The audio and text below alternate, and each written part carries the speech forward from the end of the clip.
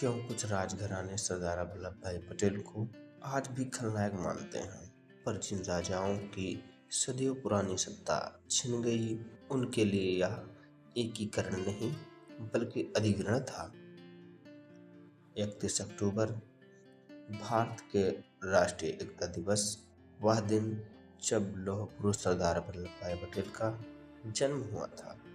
एक ऐसा नेता जिसने बिखरे हुए भारत को एक सूत्र में पिरो दिया। पर क्या आप जानते हैं, देश के कई राजघराने जो आज भी सरदार वल्लभ भाई पटेल को सबसे बड़ा खलनायक मानते हैं, क्योंकि सन 1947 में जब भारत देश अंग्रेजों से आज़ाद हुआ था, तो हमारे पास सिर्फ एक देश नहीं बल्कि 500 कुछ रियासतों में बटा हुआ एक बहुत बड़ी समस्या थी।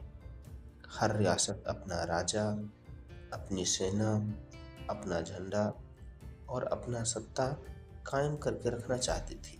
ब्रिटिश तो चले गए, लेकिन अब सवाल उठता है कि क्या भारत एक रहेगा या टुकड़ों टुकड़ों में बट जाएगा। तभी मैदान में उतरे सरदार वल्लभ भाई पटेल। बीपी मेमन के साथ उन्होंने तय किया, या तो ये रियासतें भारत में मिलेंगी या तो इतिहास इन्हें भुला देगा। उन्होंने सभी हथकंडे अपनाए। उन्होंने बातचीत भी की, चेतावनी भी दी और जरूरत पड़ी तो सैन्य बल का इस्तेमाल भी किया। जैसे हैदराबाद रियासत को ऑपरेशन पोलो के जरिए भारत में मिलाया, वहीं जूनागढ़ को ऑपरेशन जनमत के तहत भारत में विलय किया, और कश्मीर एक बहुत ही दुर्गम स्थान था जिस पर उन्होंने संधि पत्र नाम से उसको अपने प्रदेश में विलय कराया। पर जिन राजाओं की सदियों पुरानी सत्ता छिन गई, उनके लिए यह एकीकरण नहीं बल्कि अधिग्रहण था। उनकी सेनाएं खत्म हो गईं, उनका राज खत्म हो गया, और कुछ सालों बाद प्रिवी पर्स भी, यानी जो राजाओं को मिलने वाला भत्ता था, उसको भी सरदार पटेल ने बंद करा दिया। यही कारण है कि आज भी कई पुराने राजघरानों के वंशज सरदार पटेल को नायक नहीं बल्कि बहुत बड़ा खलनायक मानते हैं।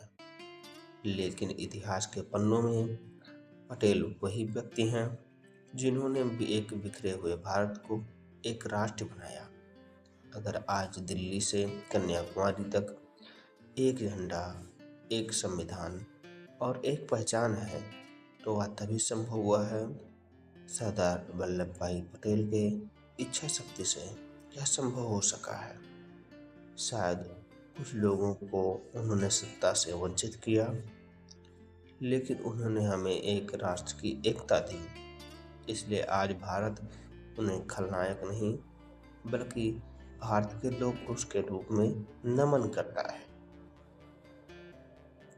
यह तभी संभव हुआ क्योंकि एक व्यक्ति ने कहा था, भारत बिखरेगा नहीं, भारत एक रहेगा। सरदार वल्लभ भाई पटेल की जयंती पर उनको नमन करते हुए सभी देशवासियों को बधाई और शुभकामनाएं।